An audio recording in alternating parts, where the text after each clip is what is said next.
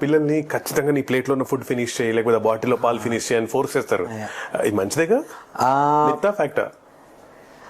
దీన్ని ఫ్యాక్ట్ మిత్లా చెప్పలేను, ఎందుకంటే ఇట్ డిపెండ్స్ ఆన్ లైక్ మళ్ళీ కస్టమ్స్ అవన్నీ. So plating is important than like ఆ ప్లేట్లో ఉన్నది మొత్తం తినేమంటాం కన్నా ఆ ప్లేట్లో ఎంత అమౌంట్ ఆఫ్ కార్బోహైడ్రేట్స్, ఎంత ప్రోటీన్, ఎంత ఫ్యాట్ అట్లా పెట్టాము, ఆ ప్లేటింగ్ ఇంపార్టెంట్. ఆ ప్లేట్ మొత్తం it's in full meal, net ప్రోటీన్ని నెట్ కార్బోహైడ్రేట్ని రీచ్ అయ్యేదైతే నిజంగా ఖాళీ చేయడమే మంచిది. అమ్మ చెప్పినట్టు పాలు, 1 glass of milk, 1 egg is really good for health.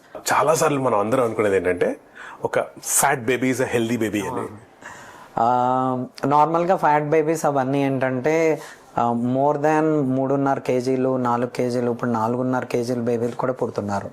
But mostly they are like of gestational diabetes అంటారు. మదర్స్కి ఈ మధ్యన డయాబెటీస్ అవన్నీ ప్రెగ్నెన్సీ టైం మాత్రమే వస్తుంది. ఇది లైక్ కంటిన్యూషన్ డయాబెటీస్ అట్లా కాదు, ఓన్లీ ప్రెగ్నెన్సీ టైంలో కొంచెం అన్కంట్రోల్ షుగర్స్ వల్ల, దానివల్ల ఏమవుతుంది అంటే ఇన్సులిన్ లైక్ గ్రోత్ ఫ్యాక్టర్ అని చెప్పేసి ఒక ప్రోడక్ట్ ఉంటుంది. ఆ ప్రోడక్ట్ వల్ల ఏమవుతుంది అంటే పిల్లలు ఏంటంటే బొద్దుగా పెద్దగా పుడతారు. కానీ బొద్దుగా పెద్దగా పుట్టే పిల్లోడు కన్నా 2.8 kgs బేబీ పుట్టే పిల్లోడు హెల్తీగా ఉండొచ్చు.